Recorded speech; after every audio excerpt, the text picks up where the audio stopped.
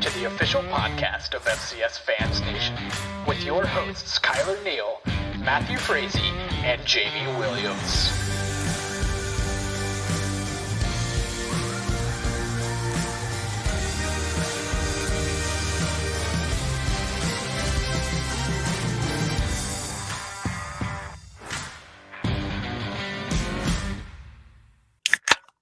FCS Fans Nation, welcome to the Elite Eight. Parity is dead.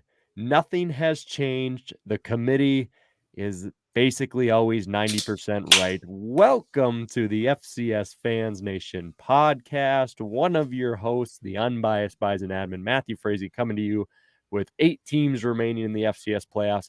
Joined tonight by my good friend, Mr. Kylor Neal.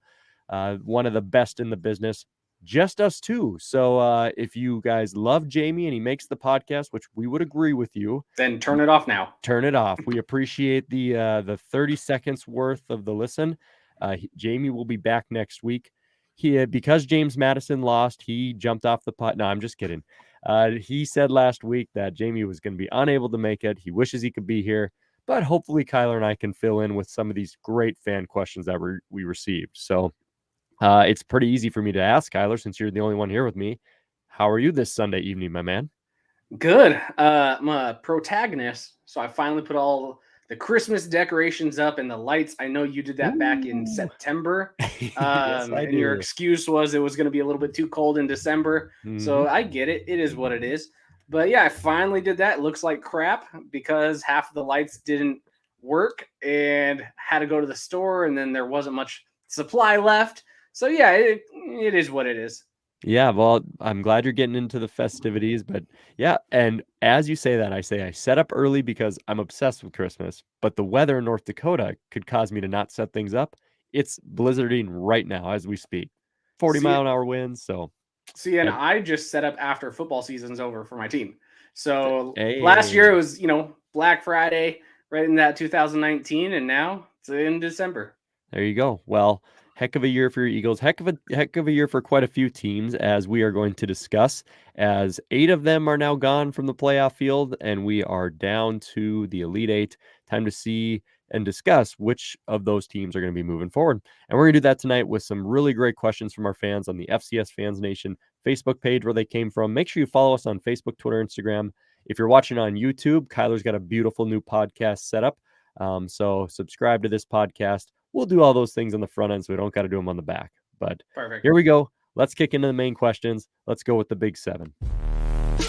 The top 7 FCS topics of the week. This is the Big 7. All right, Kylor. So we're kicking this one off, my man, with 2 questions that are combined from 2 awesome fans on our page. Mr. Greg Gardner and Mel Gade. Apologize if I butcher your guys' last names, as I've been known to do. But they have kind of some combo questions here. Greg wondering which teams look the best and which teams underperformed this week. And Mel wants to know how impressive were those teams that won, the NDSUs, the JMUs. So how impressed are we by these teams that are advancing forward, and which ones are we kind of underwhelmed with? Right off the bat, what kind of comes to your mind, my man? The surprising game that was underwhelming was the one no one anticipated. Everyone thought Villanova was going to absolutely blow out Holy Cross. They thought that was a gimme game if anyone had it. Overall, I mean, they looked pretty porous against Holy Cross. Now, maybe Holy Cross is tougher than we're all giving them credit for, and maybe they continue to get better every single week. But I fear if they have another one of those performances, their playoff chances are absolutely done just because they could not do anything. Defensively, they played tough, but they've been playing tough all year. Offensively, they could not do a thing. So, yeah, I mean, I would say that's probably the most underwhelming, but then you look at what James Madison did. Absolutely torched them. This is something I don't want to say I expected, but I thought this could happen. I didn't think James Madison would score pretty much 60 points, but I thought the score would maybe be like a 42-28. I thought Cole Kelly would still perform a little bit better instead of having 5 turnovers. I figured maybe it would have been closer to maybe only a 3 touchdown day, but 1 turnover. I just thought maybe they wouldn't be able to convert so many on downs. But James Madison, I mean, their offense has been underrated all year. Cole Johnson's playing extremely well. And yes, Southeastern Louisiana does have one of the worst defenses in the bracket when it came out. But Cole Johnson absolutely torched him. Six touchdowns. I mean, James Madison looks incredible. Yeah, if you're right there, I figured JMU would win big just because to me it just felt like what Sam Houston used to be and what Southland used to be. It just felt like a Southland team was going to go to James Madison and face a more balanced squad and kind of get beat. So to kind of bounce off of Greg's questions and Mel's, in terms of best performance, I would give JMU kind of one of those because they did exactly what we would expect. I wasn't as, if you went on to Montana, Eastern Washington, we all predicted that game to be close. I gave Montana a slight edge. So in terms of being impressive, that one as well kind of went as planned. I was very, very impressed with North Dakota State and Southern Illinois, and it sounds like I'm just a Bison fan, but weren't we all kind of anticipating that game being closer, right? Like Southern Illinois got to the quarters last year in the playoffs, played South Dakota State really close. This year they've had their up and downs, but it was still a common Missouri Valley opponent. They haven't seen each other in a while, but I was expecting Southern Illinois to put up some fight, and NDSU just rolled them over, which I thought was crazy. Yeah, for that go specific game, I thought it would still be like a 14-point game, but not anything like this. This was pure domination. I mean, you can have biased takes as long as they're accurate, and that one's accurate. So there you go. Yeah, that one was really intense to me. In terms of underperformed, I don't know if this is fair, and correct me if I'm wrong, but I just didn't expect Sam Houston to get into that old school Southland style of shootout.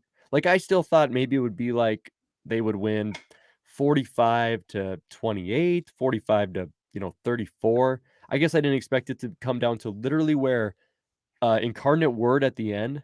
If you guys didn't watch, Sam Houston had the ball on like the 7-yard line with 2 minutes left, and Incarnate Word just let them score when it was 42-42 because they figured, heck, we got a better chance to go down the entire field and score a touchdown last second and probably go for two. And Sam And Houston almost did. They almost did. Sam Houston pulled what they did in the spring against Monmouth and held 4 straight plays after a 1st and goal. But I just was not expecting Sam Houston's pass defense and the defense in general to look that bad. I know that Ward is a beast, and I know that Incarnate Word has a really good offense, but I just thought Sam Houston's defense has deserved more respect this year, and I didn't expect them to give up so many points. So I thought ETSU kind of saw it would be close and expected Montana State to blow out. So those are kind of my overall thoughts on the field. What do you think about that Sam Houston matchup? So what a fantastic matchup that was. I didn't expect it to be like this, but I did talk about it the last game that said they're not going to have the same success as they had when they faced Incarnate Word in the spring. Incarnate Word, Cameron Ward, he's had a hell of a year. And then you look at it, and somewhere on the pass defensive side of the ball, something fell off from the spring to this fall. When you look at Sam Houston, numbers don't really lie that much. I think Sam Houston was like 96 in passing yards allowed in the FCS. That's where their ranking was. So overall, this was a stylistic matchup that probably we should have saw coming. I mean, this is kind of one of the reasons why I said earlier in the season, I think Eastern matches up better with a Sam Houston than I do think a Montana State would, even though Montana State beat Eastern. There's specific style matchups that are going to make some of these games pretty close, and Cameron Ward can sling the freaking ball. That's a pretty good offense. He's going to be fun to continue to watch because he's so young. But yeah, Sam Houston, that's their one default this whole regular season, containing the pass. So yeah, I mean, I didn't think it was going to be that close, but I can kind of see it when you actually dive into the analytics prior to the game. Yeah, absolutely. And just to kind of wrap this question here from Greg and Mel, I guess if I did a rundown, I guess tell me if you have any disagreements. In terms of the teams that were actually the winners, South Dakota State looked really impressive. That game wasn't as close as what the final score showed. James Madison, impressive. NDSU, impressive. Villanova, not impressive in terms of Holy Cross. Montana, despite giving up so many points, Eastern is an outlier. They're always going to score on people. So I would say Montana coming away with that win is impressive, especially how back and forth it was. And then, man, I guess to finalize it, Sam Houston, maybe in that middle ground of more like not so impressed. But ETSU, I mean, got to give credit, right? In terms of at least the ending. Maybe shouldn't have even been in that position, but holy moly, the mental fortitude to score, the win probability for Kennesaw like 99.9%. Myself, not we, I posted from the FCS Fans Nation account that Kennesaw had won. There was a minute 50 left, and I was like, this game is over. So to get ahead of it, I tweeted, congrats, Kennesaw. And of course, we got destroyed on social media for that. But man, that was insane. So overall, did I kind of hit it there, do you think, for impressive and not impressive? So I'm going to only disagree with you on one aspect. I actually think the Sac State game was kind of impressive for Sac State. I thought South Dakota State would absolutely blow them out. And in the first half, it looked like that. But all of a sudden, in the second half, they completely shut down South Dakota State.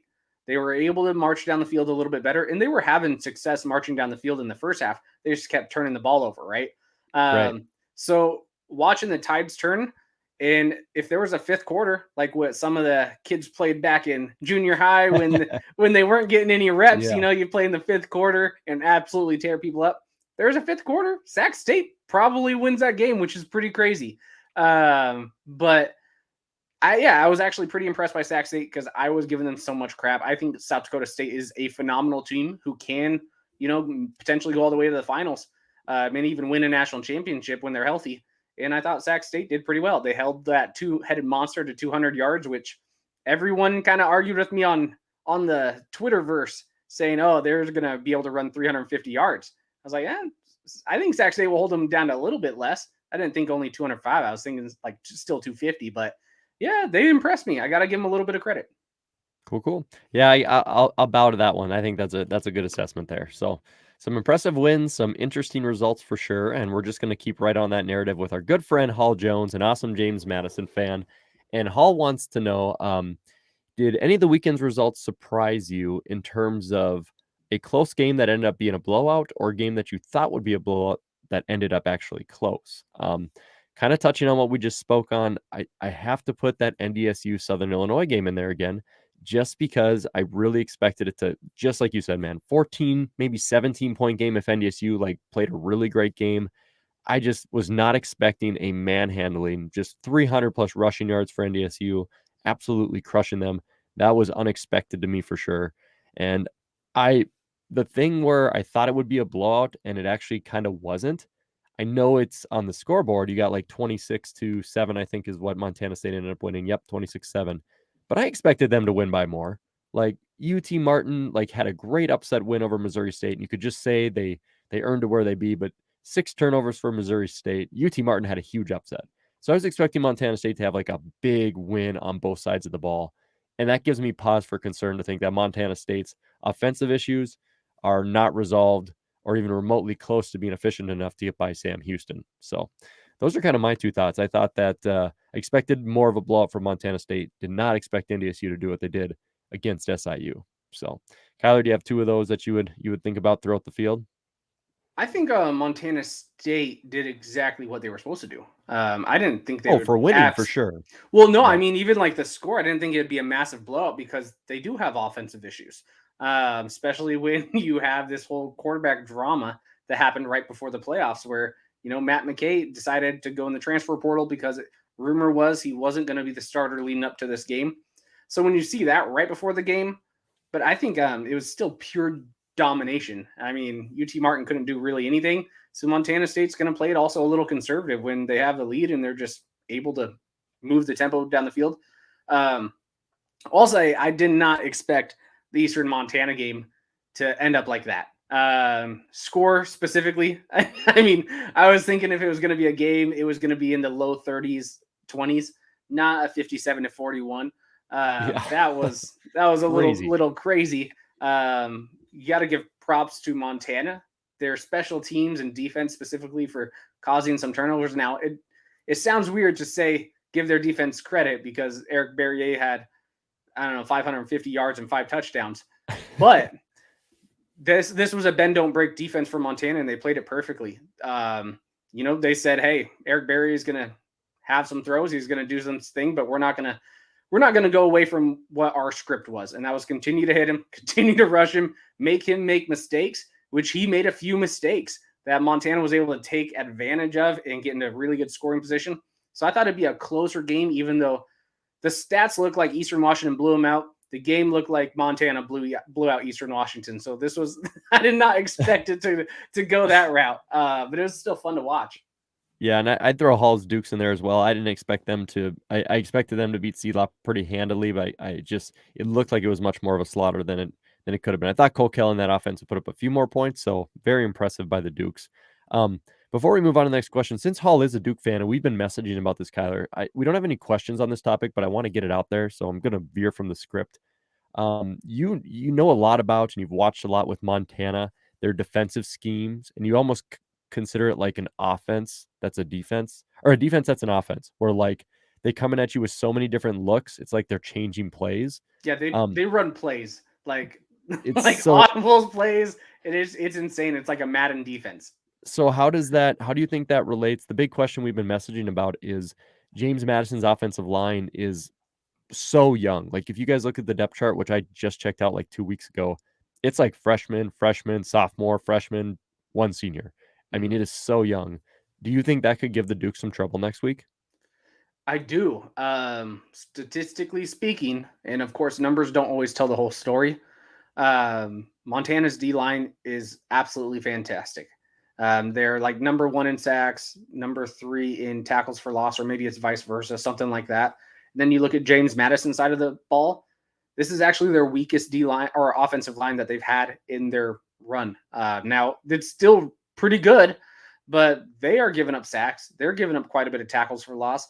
This is probably the weakest O-line that they've had. They have so much potential, right? Because they are so young. In the next few years, they're going to absolutely light up people. So this is kind of a good problem to have when your maybe too young offensive line is still getting you to the quarters. That maybe that's still a really good offensive line, but I do think that is going to cause a little bit of issues because Montana runs. I mean, they're blitzing from every single place, and it's going to maybe confuse some of the really inexperienced O-line that haven't really been through this yet. I mean, I know for a fact they haven't seen a defense like this.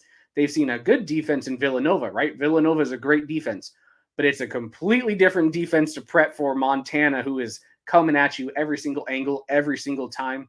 Yeah, it's pretty insane. You're on mute too. Yeah, we get the mute. See, without Jamie, we fall apart. Yep.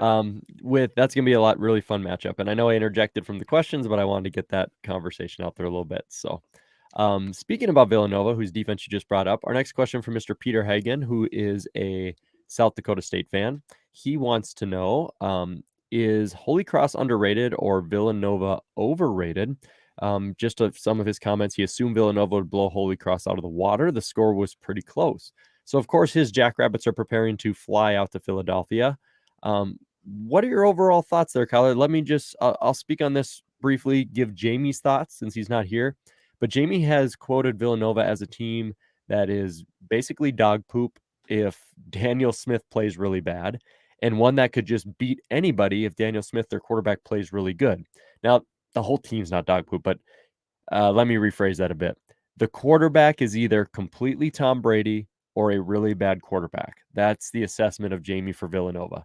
So what you saw versus Holy Cross was him being a very bad quarterback. Dan Smith was terrible in that game. Their passing was awful. So the question will be like, is Villanova overrated or are they a little bit Jekyll and Hyde? What do you think about that, Kylor? What do you think about that upcoming game for South Dakota State and Villanova? Overrated, underrated, and should we give Holy Cross more credit?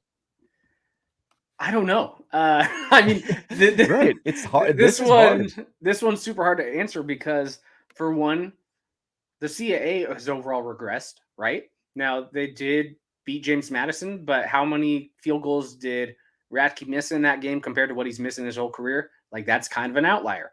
Now, Holy Cross, didn't they lose to Merrimack? Holy Cross had, I forget the loss, but they did have a bad loss this year. It's something like that. It was something crazy that you're just like, oh, no, they're not going to be that good. But, yeah, I thought this was going to be a blowout. I don't know if this is Jekyll and Hyde. I don't know if this is maybe we're just seeing the second best team in the CAA got really lucky against James Madison, since the rest of the CAA wasn't overall up to par in terms of the playoffs. Or maybe maybe they just had their worst game of the season. Or maybe Holy Cross is freaking good and continue to improve. Like Yeah. I have no clue. The nice thing is we will learn, because whenever you get in one playoff game, sometimes you could play the worst game you've ever had in your life and you're out early. Sometimes you get a chance to prove it with multiple games to see where you really were. They got to win. It wasn't pretty. Everyone thinks they're really bad or overrated now. They get a chance to prove it against a really, really strong South Dakota State team. So I think we're going to have the answer to this on Saturday, not today. That's my opinion. Yeah, Villanova and South Dakota State's game is super tight, close, and Nova loses. Like, South Dakota State's just a really good team, obviously. So you're not going to look at Villanova as some team that was in a bad position or overseeded or something like that, right? You're talking about the CAA co-champs, but they had the head-to-head win over James Madison. Yeah. So I think Villanova just didn't play up to their par, and I think it was, if that is the truth from what Jamie says, I mean, look at Daniel Smith's stats. They're on our screen if you guys are watching on YouTube. 8 out of 22 for 133 yards. No touchdowns, no picks. 8 completions in 22 passes, 133 yards. And I was watching that game. Those were high balls. They were missed balls. It was bad timing. Holy Cross was getting some good pressure on the offensive line. I'll give them that. But the interesting thing will be for Peter, for you and South Dakota State coming up here is, Villanova's defense giving up 16 points.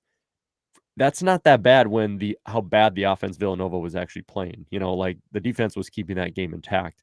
Villanova is like a top 10 defense. They've got a top 10 rushing defense as well. So this will be the first time where, when you look at South Dakota State, they're going to go play a team that I think is kind of, they have power in all areas. Like, Sac State and UC Davis had glaring deficiencies where everybody was going to pick South Dakota State to win. I think Nova will actually be able to stand up to South Dakota State. Does that mean they'll beat them? No, but I think we're going to see some competition here. So I don't think Villanova is overrated. I think they played a rough second round game in terms of their own standards, and I think you're probably going to see a better result and better effort. So, and Villanova, this is kind of getting, the monkey off your back, if you will, as well, because they've had some disappointing playoff, like, second round losses. They've had some seasons where they made the field, and then it's just been a disappointment as of late. So sometimes it just takes one little early win for you to start kicking off something special. But we'll see. That QB play's got to be a lot better versus South Dakota State. But we'll see how it plays out. Kylor, do you want to?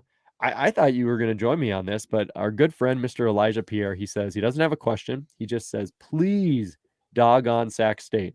All the people who said Sac State had a chance can be quiet. We knew South Dakota State was going to win that game. The score doesn't even show the true story. So Elijah, like many folks, truly believes Sacramento State was the most overrated seed and was the one that probably shouldn't have had it. And of course, they're the only one that lost. So there's a lot of argument there. But should Sac State just be dogged on the way that people kind of want to right now? I think you're allowed to dog on them that maybe they shouldn't have been a seed to begin with, but not how they played in this game. Because if you look at all the brackets and the Vegas betting, South Dakota State was what, a 14-point favorite? They were, yes. It was something like that. So Sac State played better than they probably should have. They were able to stop some of the defense. They had a couple bad turnovers that really, I think, were the difference maker. But it was a tale of two halves, and I thought Sac State actually did better than they were supposed to. So the only thing I'll say is, yes, they probably should have never been a seed to begin with. They lost to UNI. They didn't play Montana State, Weber, Eastern Washington, so they avoided 3 of the top other 5 teams out of the conference. And I don't think they would have won 3 of those. I mean, they probably would have won 3 of the top 5, but they would have had a couple more losses in the Big Sky if they played the other 3 top 6 or top 5, whatever you want to call them, after Sac State. So, yeah, I think they were the weakest of the seeds. Maybe ETSU too, just because they had a great comeback doesn't kind of change the other parts of the game. Right. But those were probably the two seeds that were the weakest, and it kind of showed.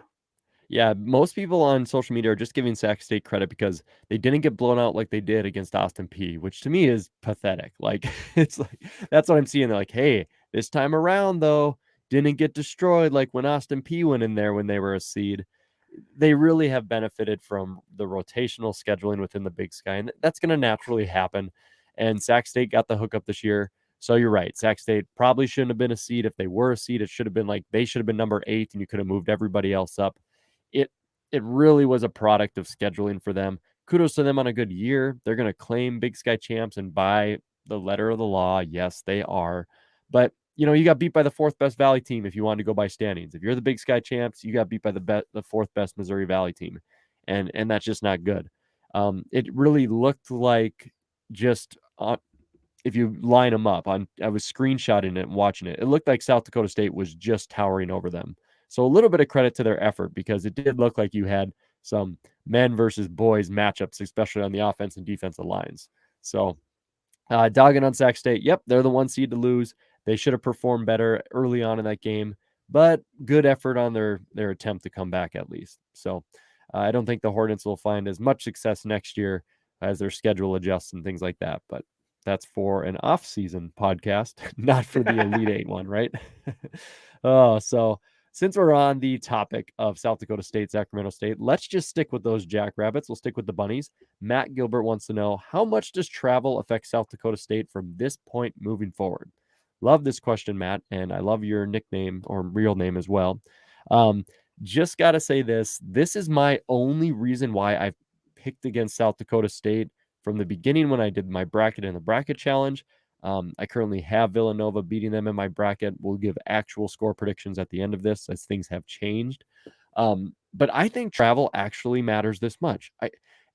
Because I would pick South Dakota State week by week if like nobody had to travel and they like lived in an NBA bubble, and you just line them up with Nova, and you just line them up with Sac State and UC Davis, and even like Montana State, Sam Houston. They're playing well enough and are healthy enough right now to where I'm probably picking South Dakota State if it's just some magical dream world where they're playing in an NBA bubble against each other, right? But think about the concept of how much travel and lack of bye, how can that not eventually catch up to this team? And kudos to them if they pull this off. That just means that they're just built different. That last play on their helmet, man, they really do play to the last play, and they're built different. Because to have no bye, play on Thanksgiving weekend at home, and then you're going to travel. This isn't just like travel to a few states. You're flying to flipping Sacramento State in California, and then you're going to go back to Brookings and then fly to Philadelphia. And then you got to play in Philly. And if you do it in Philly, in my opinion, your next game's probably going to be in Sam Houston. So I really think one of the main factors of why SDSU could lose a game is wear and tear and travel. Combine that with a spring season that you went all the way to the end to. And yes, they're getting healthy at this point, but boy, every hit starts to hurt a little bit more. Those legs get a little more tired when you're getting on and off the plane. So kind of sorry to go off on a little rant here. Maybe it's me just thinking this is my last chance to stop South Dakota State from proving me wrong, and kudos to them if they do. But I do really think the travel is going to take effect, and you might see some of that in the next 2 games especially. Do you think these bunny legs are meant to just keep on hopping, Kylor, or what do you think? Yeah, I mean, they're the Energizer bunnies, right? Perfect comp. But since they're in the middle of the country, each time they're traveling, this is just a Big Sky schedule. So, I don't want to talk about this traveling and why it will affect them. That's going from Montana to California. Oh, okay. Philadelphia is what, a 3-hour plane ride from South Dakota, probably. It's not that far. And then probably South Dakota to California, because you will definitely have a layover. You'll probably have a layover in both, but only a 40-minute one. I don't know. But it's probably only a 5-hour flight. That's a bus ride from Eastern to Portland. So, I mean, that's even a little bit earlier or a little bit shorter. So, I don't know. I don't think the travel is going to affect them as much as stylistic matchups. You love the style. You're usually right. Villanova, they have a fantastic rushing defense. Where South Dakota State, it's a fantastic rushing offense. It's strength on strength. So I don't think the style, or I don't think the travel's kind of anything to worry about compared to the actual style. If they can't rush the ball like they couldn't after really second half adjustments, it's going to be much more difficult. Yeah, I just think something about staying in hotel rooms and not being in your own bed and having to get up and go to a new stadium and check in the locker room and hitting the airport and those things. I think that can wear on you, man. It could be worse. You could be Maine going to Weber and then Eastern Washington. At least you're in the middle of the country going to each side. That's way worse. Yeah, but we saw that effect as well. Those main players admitted. They No. admitted, and yes, Eastern was just the better team. Let's which kind of makes to your point. It But was the style Maine matchups. Maine did admit that travel was tough on them for sure. Well, of course they admitted it. But what did I say on the podcast before that game? This will be the easiest game Eastern has all playoffs because their DBs are not good. Well, my emotional pick failed on that one, if folks remember. Hey, Craig Haley, obviously one of the GOATs of the FCS media. One of his tweets here, just to kind of cap off this question, Matt, really good question here. In Frisco, Texas era of FCS, home teams are combined 32-12 in the quarterfinals. None of the road winners went on to win the title.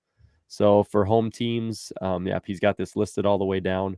But basically, the road warriors haven't gone on to have a chance to win the title. Now, we've seen teams like Towson as the 7 seed, advance, and we've seen teams like Youngstown. Youngstown's the only non-seeded team. There was 4 of them that have made the semis, I think, in the last decade, is what Sam Herder was tweeting out. And Youngstown did end up in the final, of course, losing to James Madison. But it will be interesting. Of course, South Dakota State, I don't think people are going to be very surprised if they do make it to Frisco based off their success last year. And I think one of their only real negatives will be travel. Kylor says it's style. Of course, it's probably a little bit of both. We'll just have to see how it plays out for them. It would just be interesting to see if they look tired, right? Like, will it look like, oh man, they just don't look, they don't have that pop, they don't have that step. If San Diego can do it and win their conference so many years in a row, then anyone else can. Oh, okay. Yep. So, all right. There you go. San Diego. I'm not sure what the meaning of that city is, but yeah, beautiful town. All right. We'll move on from the Ron Burgundy references and keep on moving with our big 7 here, guys. Keith Hooper, awesome guy, of course, Sam Houston fan, been on the page forever, and we met him in Frisco last year. Keith, maybe we'll see you again this year if your Bearcats are there. He quoted us with that Sam Houston has received a lot of flack about their defense and lack thereof, especially the past game. How vulnerable do you think they are amongst the likely opponents down the road? Who is the worst stylistic matchup for them in the quest for a repeat? He thought that UIW was a bad matchup because it's a good passing game versus bad secondary, and that is the weak link of their Sam Houston defense. So when we look at Sam Houston, my man, what do you think of the remaining teams as a really bad style matchup? I think teams like Montana State are really good for Sam Houston. I think, Montana State can't pass the ball. They like hard-nosed defense, but they need to rely on the run. Sam Houston's front 7 is really good, so they can stop Montana State's run. But who do you see that's going to give Sam Houston more problems based off their vulnerabilities? Yeah, the top 3 teams that's going to give Sam Houston problems. Number 1, and I'll rank them for you. Number 1, James Madison. James Madison, they can throw the ball. They can stop the run. They can stop the pass. They are all their strengths are versus Sam Houston's strengths, and then also Sam Houston's weakness is against one of their strengths. So I would say James Madison, best chance to beat Sam Houston. Then you probably have to go with the 2 Dakota schools that are left because, yes, they're run heavy, but each one of them, Oladokun, he's had some really good games where his passing arm has looked great. Then you've also had Cam. He's looked pretty good in a few games, then looks like a still young guy every now and then. But he's a guy who, if you need to throw the ball because Sam Houston State's actually stopping the run, I trust those 3 guys and 3 teams a little bit more than everyone else. I think their quarterbacks are just a little bit better. Their passing game is a little bit better. But yeah, James Madison, probably North Dakota State and South Dakota State. Yeah, because another thing with that is you're going to have to deal with 3 teams whose front sevens, their run game and offensive line is obviously their strength. So you're going to want to key on that. So you're going up against NDSU or South Dakota State. All right, we got to stop Isaiah Davis. We got to stop Pierre Strong. So we got to get in the box.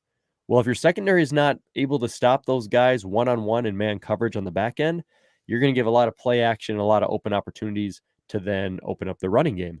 And I am not taking anything away from Sam Houston here from the spring. Kudos to you guys. You won the championship. You deserved it. I defended you all last year, so don't just crucify me when I say this. But it will not be the backup quarterback of South Dakota State twice, okay? The passing game for South Dakota State, who knows what it could have looked like if Gronowski is in that entire game. I am not making an excuse, South Dakota State still had their chance to wins. I'm just saying the quarterback play you will face against NDSU, South Dakota State, and or like a James Madison or one of these teams will be substantially better. So can you just sit there and stack the box? NDSU's passing game was dog crap in the spring.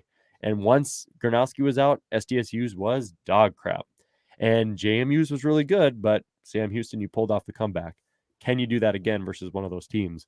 I really like your breakdown. I think they're going to have virtually no problem against a team like a Montana State.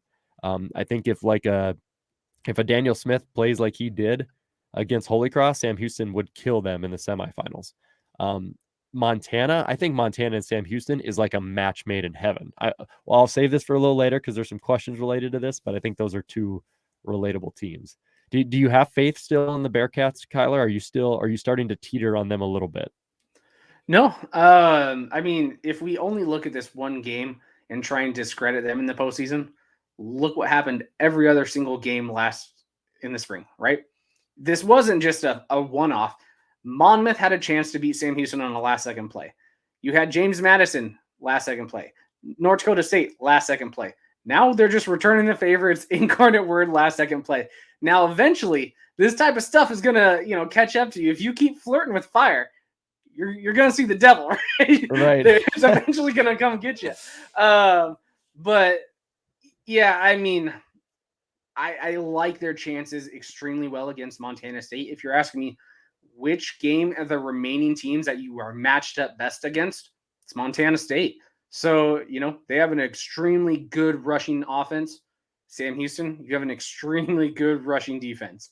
That's going to be a fun matchup to see because Montana State doesn't throw the ball very well. They have quarterback issues. We already talked about that. Sam Houston State doesn't defend the pass very well. But Sam Houston's offense is better than them. So when you're matched up strength, you have more strengths versus their weaknesses than you do, your weaknesses versus theirs. So I like that matchup. And then it's just depending. Can South Dakota State continue to pull it off on the road and continue to battle that many times in a row, like you mentioned? I don't know. I think South Dakota State is a more well-rounded team than Sam Houston this year. I really just do. But I think Sam Houston still has a good of a chance to to go to Frisco from that side as they did right before the bracket popped out and to right now. I mean, I think they have just as good of a chance. Yeah, I think Sam Houston will do well. And I really like what you said, Keith, about UIW. That was a tough matchup for them. I just expected their defense to play a little bit better. To me, it just seemed like they got gassed off the field. But next week can change our opinions right back some other way. That's what's fun about all this. So, final opinion here in our Big Seven, Kylor, as we hit our final main question. Ryan Season, thank you so much. He says, even though ETSU was the seeded team, do you think that their last second win over Kennesaw State was more of an upset? Or do you think that it was the expected result? So we had 94 submissions to our brackets challenge, and I will say many more people expected ETSU to win. So if you wanted to just take a poll of 94 folks, more people kind of thought ETSU was going to be the winner. The reason I think Kennesaw was kind of a sexy pick was they've made the quarters a bunch before in the past. So almost like as a program, where ETSU, this is their second time in the playoffs, and they got their first playoff win on that play yesterday. So I just think this was a game, honestly, man, where these teams this was like a coin flip. People saw two teams that were going to want to run the ball, whether it was triple option or the two-headed running back attack that ETSU has. They're going to want to run. There's no mystery to it. A little bit of passing was involved, of course, and they're going to try to play defense and shut you down. It was more scoring than I actually expected. So I would say the expected result was this. This game was always going to be close. It wasn't supposed to be historically classic in FCS lore in terms of a comeback, but I think it was always going to be close. I picked Kennesaw personally, and I was wrong. Oh, that comeback. But I didn't feel great about picking that because I thought these teams matched up really well against styles. So was this expected for you, Kylor, or did you think the Owls could have just pulled this off? I mean, the Owls should have pulled it off. Yeah, 100%. I mean, my bracket. Ruined my bracket. Let's just say that when the odds are 99.4%, because I think that's what it was. It was 99.4% on the ESPN. Like you're just supposed to win, especially when it's that late in the game. But I thought Kennesaw would win. I picked them to win too last week. I thought they were slightly a better a better team than ETSU, and maybe they were after you see this game. But one team capitalized at the end. They wanted it more. And I do agree with you that when you're looking at the whole round of 16, that was the closest game that I think all of us probably were a coin flip, as you mentioned. Probably a coin flip. I was like, oh, ETSU, they could probably win this, but I think Kennesaw is going to win. And they probably should have. But, yeah, this was a game that was probably the most split out of all the games, right? Yeah, absolutely. 100%. Like, this was the most split. Yeah. I think Montana and Eastern was probably your second one where most people kind of teetered between it. That one was pretty similar, but I guess we just expected these teams to be what they were, and it played out the way it was. So if Kennesaw had just won by 14, I don't think anyone is sitting here shocked. I think it's kind of the same reaction. Hey, is Kennesaw always this good? Did they deserve this?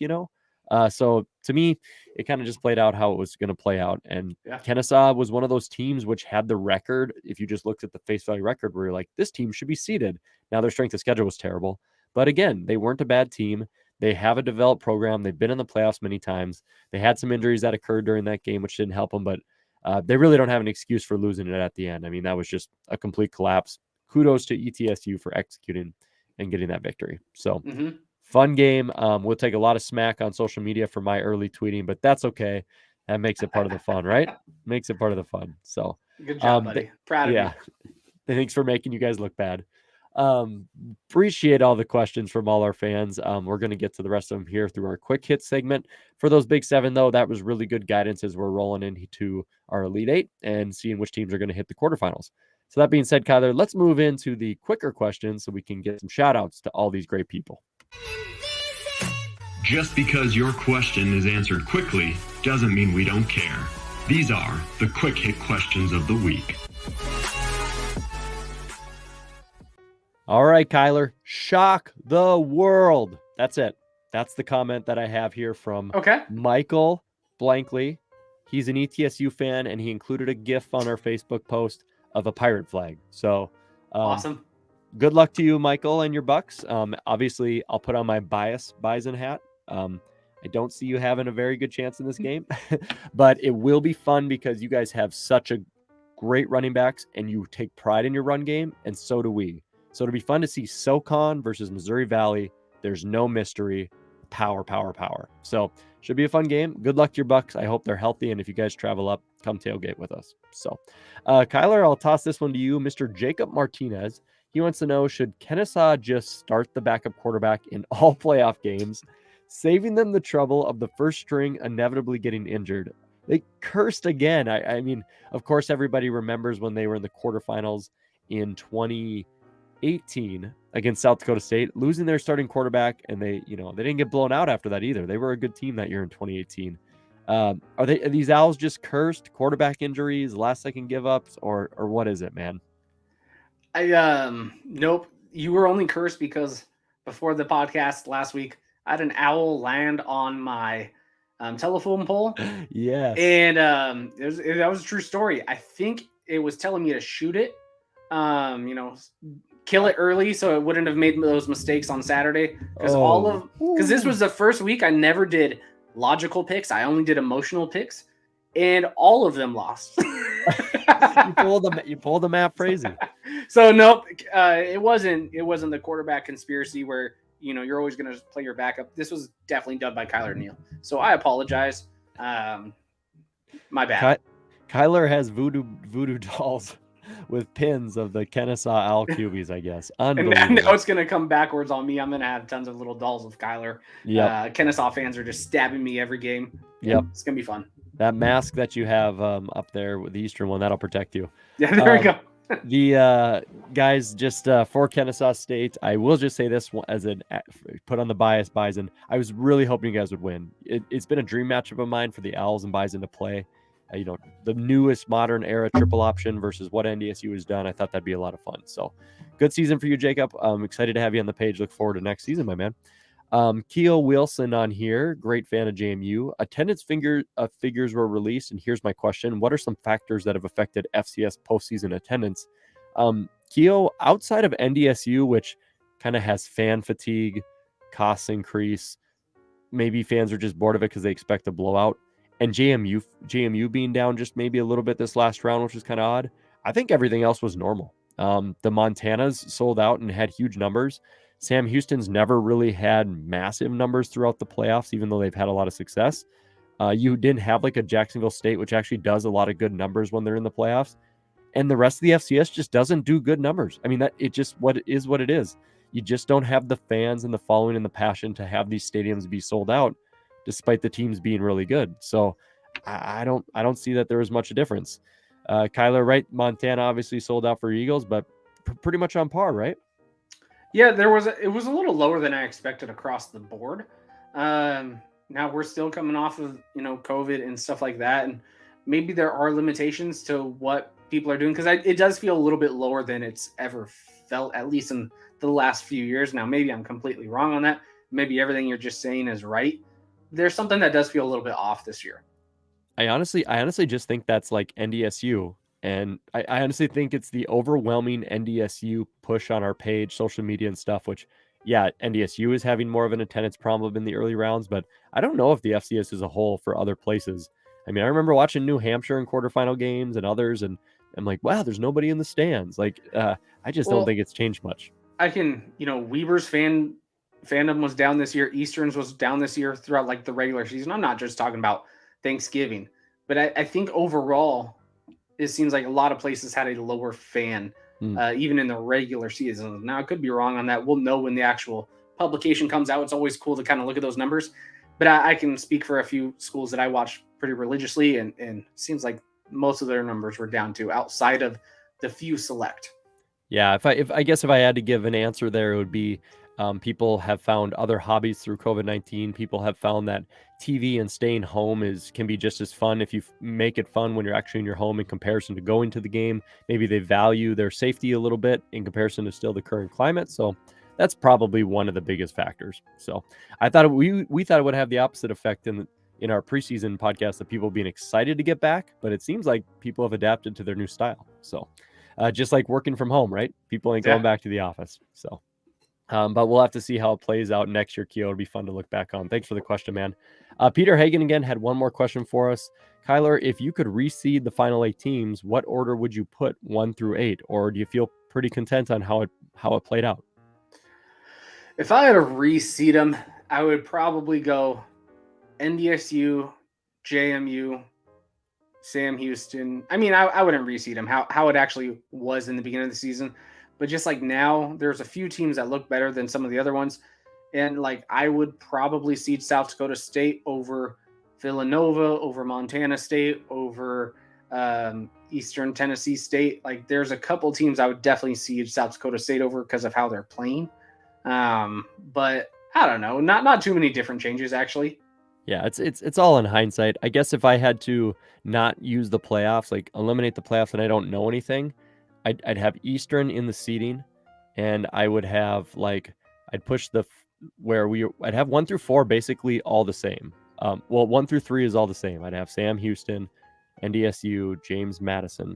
At that 4 seed, I'd push up Montana, and then I would bring in who we already have, like ETSU, Villanova, and then I would throw Eastern in there, which would push your Sac State or your Montana State out. Like that's how I would do it. Somehow include Eastern, and the sacrifice there would be your Montana State or your Sac State. So basically all those Big Sky teams, we'd swap those around a little bit. But I myself, and I think Kylor agrees, we think the committee does a pretty good job, and they usually nail about 90% of the seeding and 90% of the field. So again, 7 of the seeded teams are advancing, so kudos to them. All right, here, moving on to our next question. Mr. Brandon Anderson, he says he can't think of a good football question, so he has a pizza question for us. This is great. I feel like we haven't been getting the random questions much this year. We haven't. So I'm excited about this. He wants to know, what is the weirdest thing you could put on a pizza and still call it good? I'll give you a chance to think of this, Kylor, because I have an example. I was in Colorado on a snowboard trip with me and my buddy Ross and my good Marine buddy Sean Bingham, and we went to this local pizza joint at the bottom of Keystone, and they give you honey, and the crust is really raised up around the pizza, and you actually can kind of peel it off, so you eat the whole pizza part, and then you put honey on the crust and eat the crust like it's almost this delicious honey crust bread. So that to me, there you go. Maybe it's not on the pizza part directly, but on the crust, some honey, my man. That would be my weirdest thing, Brandon. And it works. It's amazing. It worked. Yeah, that sounds delicious. I got nothing. I don't know what. Like, I am so minimalistic. I'll give you a cop-out. Meat lovers. Like, I mean, I mean, that's what I'm getting. I'll give you a cop-out, Kylor. Do you, pineapple? Right. Pineapple, are you pro or are you negative there? I like pineapple when it's on a barbecue pizza. Like, you have Kahlua pork, my Hawaiian pizza over there. And then you do a little swirl of barbecue sauce and stuff like that. It's delicious. So, yeah, I mean, just has to be the right pizza. Good. All right. Well, there you go, Brandon. If we're ever in the same town, if you're in Frisco, man, we know what kind of pizza we're going to be ordering together. So, Bruce Edmiston, amazing Jacksonville State fan. When the home team wins, does it validate the seeding or the importance of playing at home? This is a great question. So what is more important, the bye week and the seed you receive, or just the fact that you are the home team? I am so torn on this, Kylor. I'm going to probably just agree with what you say. What do you think? I think it's both. I mean, when you're seeded, you get to play at home. Home field advantage is super important in the playoffs. The higher seed, there's a reason why a majority of the time the higher seeds are in the semifinals, right? Playing at home is extremely important. Now, the crowd numbers are a little bit down, but still home field advantage in a place that you're familiar with against non-conference teams typically who have never experienced what your facilities have. I think home field advantage is super important, but it's always really nice to also have a bye week prior to going in right after the end of the regular season, where especially like this year when there's potentially a spring and fall for some of the teams, a little extra bye week never hurts. So I think both of it.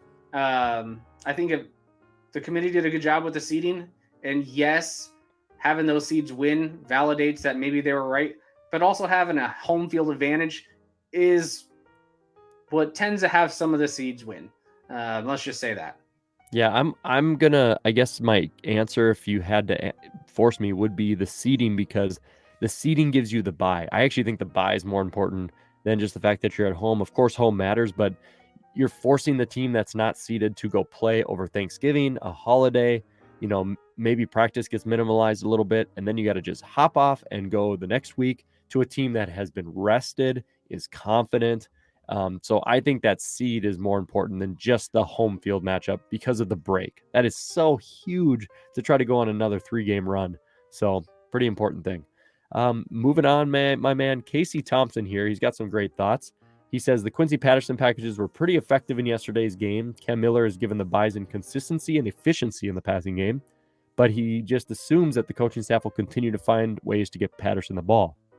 So if you guys haven't watched NDSU, they are the furthest thing from a dual quarterback system. It's not even close. But Quincy Patterson's athletic ability is too good to ignore. So Tyler Roll, the offensive coordinator, who I have to give props since Cam Miller's taken over, he has just found his niche with him. They've used Quincy Patterson in a variety of packages. He probably comes in 3 to 4 plays a game that are like in the actual game time. And typically they'll take their wideouts and put them way far out because Quincy's got a huge bomb arm, so he could just throw it deep, and that makes the defense have to respect it. So Quincy Patterson, they used him a lot in the run game yesterday in those 3-4 plays. He had some big breakout runs.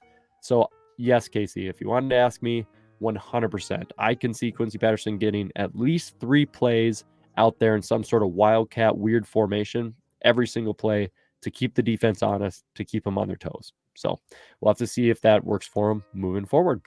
Kylor, you're going to love this, man. Ryan Grant wants to know, does Eastern Washington finish in the top half of the Big Sky next year? Oh, man, we're on a postseason, preseason podcast.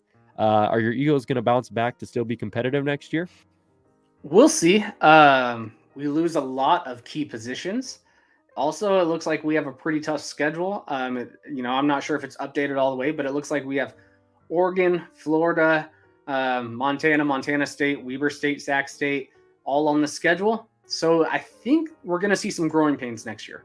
I don't think this means Eastern Washington's dead by any means, because I think 2023 is going to be pretty successful.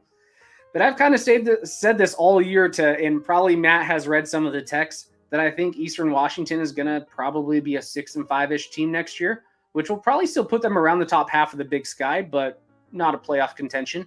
That's kind of my assessment of what Eastern Washington will be, but I like what they're bringing in 2023 with that giant O-line that they're going to have. So, yeah, I think it's going to be really young and inexperienced next year, which is going to cause for some issues against some of those elite teams. But, yeah, it's not over. Programs find a way to bounce back. One little dip, and going over 500 is what a good program does for a dip year. Yeah, still probably 6-5. Still pretty good, right? Mel Gade has one more question for us. He says, what are the chances of an all Dakota or all Montana title game? Mel, I would say not even biased. Because of Montana State, how I think they're going to get beat pretty bad by Sam Houston this week, it would be more odds of the Dakotas. Montana 100% can get there. They can beat James Madison this week, and they can go beat North Dakota State or ETSU, especially if they host ETSU. So, and of course, we know NDSU could get there. So I don't have a lot of faith in Montana State. And if you were talking about the Dakotas, I don't have a lot of faith that South Dakota State gets all the way through this run at the end. So I got more faith on the Montana NDSU side for one of those two than I do the others. So I would say the chances are pretty slim. The one that has the better odds, probably the Dakotas. So, and that's just more based off of matchups, if anything. Kylor, speaking of matchups, man, Dustin Helton, the Rev, what's the sexiest Frisco matchup that could happen at this point? This is a great question. Your opinion, what is the sexiest one where you're in the stands and you're just like, damn, this is a good game? I mean, the one that will have the best game, I think, would be probably the Dakota marker. Now, the one who'd have the most entertaining environment, the Brawl of the Wild would actually, I think people would not be ready for, like, people always think of what NDSU does to the stadium and, you know, even James Madison, huge fan base. If the Brawl of the Wild was in Frisco, it would do bigger numbers than anyone else, like in terms of an actual event. They probably wouldn't have all the buses and everything like North Dakota State for the tailgating because it's so much further away. You'd probably get a lot of people to fly, so it changes the tailgating event.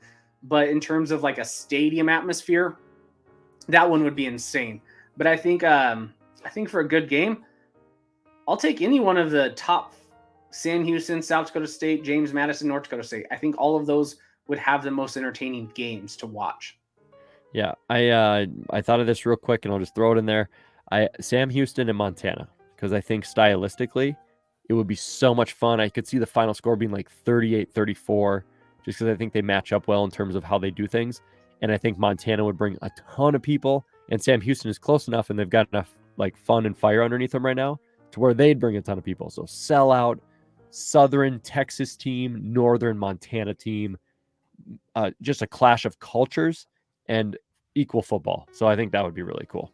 But final one here, my man. What game will home field matter the most, and what's your favorite soup? I'll just throw out what I believe with the home field. I really think that was clear as day between Montana and James Madison. I mean, I just thought of this question as if you just swapped everybody, like if NDSU had to go to ETSU, and if you were looking at Sam Houston having to go to Montana State.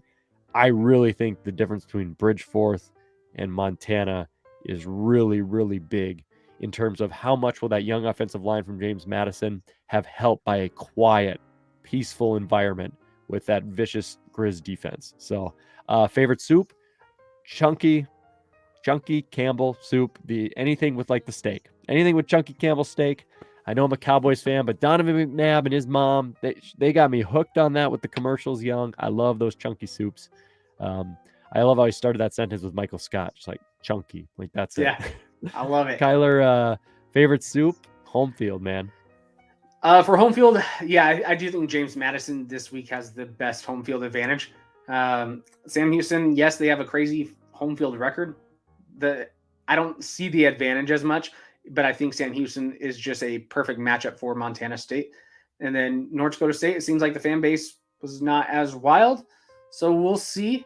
Yeah, I think James Madison was probably the correct answer, what you just said. And then for soup, Ivers clam chowder, man. Every time I go back home, that's what I have every single time. Ivers clam chowder from the Pacific Northwest. Can't beat it. We might eat some warm soup if we get one of those traditional, it's 70 degrees every day in Texas until the day of the game type of game. Yeah, exactly. So, Snow on the ground like a few years ago. Insane. oh my goodness, insane. Yeah, hope for some heat this year. Guys, that completes all the questions. Thank you to the fans who post those every week. You guys, hopefully you enjoy the shout outs. Thank you for watching this podcast, the FCS Fans Nation podcast, YouTube, Apple, Twitter, Spotify, wherever you're listening to this podcast.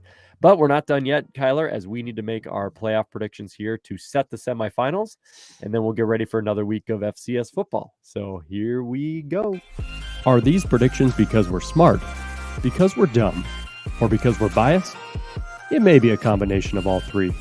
Welcome to the playoff prediction segment. All right, Kylor, we are going to kick. Fancy intro. Oh, don't you love that? That voice is so pretty. Oh, it's so pretty. And everyone's hearing it, but I am dog crap with GarageBand. I just like take the echo dial and stuff, and I just like move it, and I'm like, that sounds kind of good, and I just let it go. So that works. It works, right? Not professional in that realm. Guys, we are starting off, if you're watching on YouTube, with Montana at James Madison, number 6 at number 3 on the seeds. And the reason we're doing this is because it's just based off the time. This is the Friday night game. You can watch it on ESPN2. So make sure you catch that Friday evening. I will start with you with this one, Kylor. What do you think? Montana traveling out to James Madison. This is a pretty intriguing matchup to where you have James Madison's O-line versus really Montana's D-line, which is going to be the craziest thing they've seen. But then also Cole Johnson, he can throw the ball. Which you did see Eric Berrier able to have 550 yards. So maybe that's a pretty big weakness from Montana. And there's really only one good throwing team that they've faced all year. And that team put up 600 yards every game. So maybe Cole Johnson has what it takes. But I'm going to take James Madison in this game. I think there's going to be a little bit of turnovers on both sides of the ball. But I trust James Madison's defense versus Montana's offense more than I trust Montana's defense versus James Madison's offense.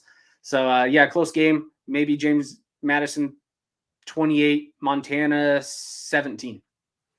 28-17, the Dukes. Guys, we will read Jamie. Jamie typed us everything he wanted to say for predictions on here, so you're going to get those as well. Jamie Williams says Montana won't be able to rely on a bunch of short fields this weekend. JMU's pass offense is running on all cylinders. A very good defensive battle. Jamie will take the Dukes 23-16. So I'll disclaimer my pick before I make it with I'll put on the Bison hat. So I'm being biased. I want James Madison in that semifinal. I think it's a better matchup for NDSU, and I want to beat them one last time. There you go. There's the bias talk right there. So that is legitimately what I want. But what I want rarely happens. So my prediction is I think Montana and that vicious defensive scheme they got going on gives a young James Madison line, which has had some rushing issues. The James Madison fans have said we're having trouble running the ball. So now I need to see Cole Johnson and those wideouts beat a top 6 team. Okay? This isn't Southeastern Louisiana. This isn't whoever. I'm going to go with the upset. I'm going to take Bobby and the Grizz to upset James Madison in a classic close game. I'm going to go 27-24. Montana upsets the Dukes, and it's not what I want, but I'm just trying to win the Pick'em Challenge. So I'll take Montana to win that game. And moving on to our 11 a.m. breakfast brunch style. Kylor, ETSU at NDSU. This one's easy for me. 2 running teams head-to-head. If you look at the statistical categories of these teams and their success rates, NDSU outduels ETSU in like every statistical category except for passing offense. But the passing game is really efficient. I think NDSU wins this one pretty big. I'm going to go 34-13. North Dakota State wins it. What do you think? The SoCon's just better than the Valley. They proved it all year. They proved it all decade. There's nothing you can do about it. No, unfortunately, ETSU had a matchup where they're going to play one of the best rushing defensive teams in the country, and that's ETSU's bread and butter with their 2-headed monster. So, yeah, unfortunately, I've seen North Dakota State's D-line quite a bit. They're big. They're physical. Yeah, give me North Dakota State probably a 32-7, kind of like what we just probably saw. Okay, NDSU 2-0, and Jamie's going to join us with that. A sweep for NDSU. He says ETSU's been excellent this year, and the run game is top-notch. Quay Holmes is one of his favorite players. I mention him all the time, but the Bison offense is boulder rolling downhill. He does not think it's close, with NDSU winning 38-14. So Coming up next, guys, South Dakota State at Villanova. Probably the one most people are really, really iffy on. So here we go. I guess I'll start here first. I think this is finally where South Dakota State gets bit. I think Villanova, they've got a top 10 defense. They've got a top 8 rushing defense. Daniel Smith, can he possibly play any worse than he did last time? So maybe we're going to see the opposite version of him this game. They have a great running back. They've got skill position players. The offensive line is not small. So I just think finally South Dakota State's going to play a team that's almost Missouri Valley-ish and doesn't really have a lot of weaknesses. And with all that travel, it just seems like it's going to set up to where finally this is where South Dakota State goes down. I'm not extremely confident in this pick, but I'll take Villanova and I'll take them to win. Kind of a low-scoring affair, like a 24-20 style of game. Kylor, Rabbits, Wildcats, what do you got? Taking the Rabbits. I think right now they're just peaking at the right time. Sometimes because you screw up in the regular season, and some of their losses, again, they kind of bid it on themselves. This is really, if they probably kick it. I say this almost every week. If they kick a field goal, they probably beat Southern Illinois in that second overtime or whatever. If they don't have that boneheaded play against South Dakota and just actually punt it, they win, and you're looking at South Dakota State as a top 3 seed. I think they're better than Villanova. I think they're peaking. I don't think travel's really going to catch up to them too much yet. Give me South Dakota State, and I think it's going to be about a 32 to 17-point game. I don't think it's going to be overly close. Wow, taking out the CAA rough there for the Jackrabbits if they go in and win that big. Holy moly. Toughest game to pick for Jamie, he says, is South Dakota State because both running backs are going strong, but Forrest Ryan is that leading that Nova defense. He's not sure South Dakota State can do another long trip, but he thinks they can barely this time. Jamie is going to take South Dakota State 20-17. So, final one here, guys. Montana State at Sam Houston. And when I say guys, I mean me and you, Kylor. I'm just so used to it being a 3-headed monster for us. So Montana State traveling to Sam Houston. We've kind of made this adamant in terms of what we are going to predict. So let's just start with Jamie's right away. He says Sam Houston got a scare from UIW. Montana State got a solid performance in their first start against UT Martin. He says it's strength on strength, but Sam Houston is battle hardened. He likes the Bearcats 27-21. Myself, I like the Bearcats actually big. I think they're going to defensively be able to hold Montana State to do whatever they want, and I think they're going to be able to score. I think it's going to have that similar feel to what happened in the Brawl of the Wild. I'm going to take Sam Houston 31, and I'm going to take Montana State 14, and I don't even think it will feel that close. So expecting a blowout for the Cats. Kylor, what do you think? Yeah, it's not going to be a blowout. I do think Sam Houston is favored in this game. Like I think they should be. They are an extremely good rushing defense versus Montana State, who has a really good rushing offense. Montana State's passing offense is not very great. Sam Houston's passing defense is not very great. The big difference is why I don't think it's going to be a blowout, even though I think Sam Houston has a better overall offense, so I'll lean towards them, is mainly because of one reason. They just have not played a defense like a Montana State. They're huge. I don't know if you're aware of these Montana boys in the lines this year. In the game, they said like Montana's O-line, not Montana State's, but Montana's O-line was about 325 pounds. Montana State's D-line is huge. Yeah, I think it's going to be a close game, but I just trust Sam Houston's offense more than I trust Montana State's. So give me like a 28-24 type of game, Sam Houston. All righty, those will be fun matchups of a lot of our scoring. And I'm going to that game, so there we go. You are. You're going. Might as well. You're going to Bowers. Yep. Dude, that's gonna be fun. You got to send me some Snapchats from there. So. Yes, sir. Awesome. Cool. Well, that completes our prediction segment, guys. So that right there, take it for what it's worth. You've learned nothing because we had actually quite a few disagreements there in terms of how games will go down and who's going to win. But hey, that makes it a lot more fun. Maybe we'll have some beer bets throughout the week. But ladies and gentlemen, thank you so much for listening to the FCS Fans Nation podcast. Of course, this podcast can be found anywhere there's podcast in terms of Apple, Spotify, our website. We also stream this on YouTube. Make sure you subscribe on YouTube, guys. We're just about to eclipse 500 subscribers on YouTube. Thank you so much to everybody who's currently following and viewing that way. As well, make sure you follow us on all our social media pages, Facebook, Twitter, Instagram. You can just search FCS Fans Nation. So again, thank you to all the fans contributing to us. Kylor, any final thoughts, my man, before we roll into figuring out Who is the Final Four, the semifinalist? Any final thoughts? No, it's just been a fun season overall. A lot of chaos that's happened throughout the weeks, a lot of expectations that people actually hit on. It looks like some of the blue bloods could be back. Villanova's been slightly down. Montana's been slightly down, and Montana State was rising up, and it looks like they're staying there. Plus, of course, James Madison is going to be leaving Sam Houston. But the nice thing about them leaving is some of the other older blue bloods who have a lot of success, they're starting to emerge back up. So that's a good thing for the FCS, even though we're losing two really awesome teams. But yeah, no, that's about it. It was a fun season, man. Yep, and it's going to be even more fun. Of course, the admins and the crew, we will be in Frisco, Texas, the Airbnb, the flights, the travel. Boom, baby. It is booked. We're going to be there. Come drink beers with us. Have some good food. We'll be walking around the tailgates. We'll be in the stadium. Doesn't matter if our teams are there or not. It's already booked. So going to be fun. All right, ladies and gentlemen, thank you for joining us on the FCS Fans Nation podcast.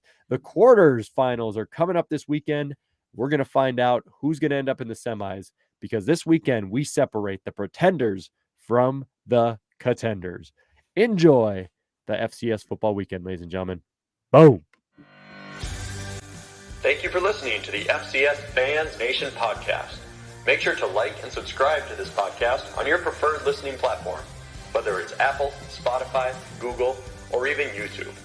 And make sure to follow our FCS Fans Nation social media pages on Facebook, Twitter, and Instagram. Thank you for listening to the premier podcast for FCS football. Boom. That stinks. We'll throw in a couple that stinks somewhere in here. Just for him. Yeah. Alrighty. Let's do it.